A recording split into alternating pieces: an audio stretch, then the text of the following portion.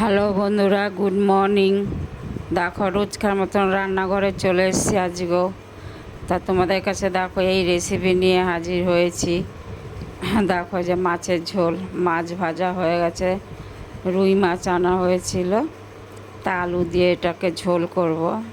এই দেখো কষাচ্ছি, জিরে তেজপাতা ফোড়ন দিয়েছি, আর জিরের গুঁড়ো ধনের গুঁড়ো দিয়েছি, একটু লঙ্কার গুঁড়ো হলুদ দিয়েছি। হ্যাঁ, তাই এটা এই যে মাছের ঝোল করব।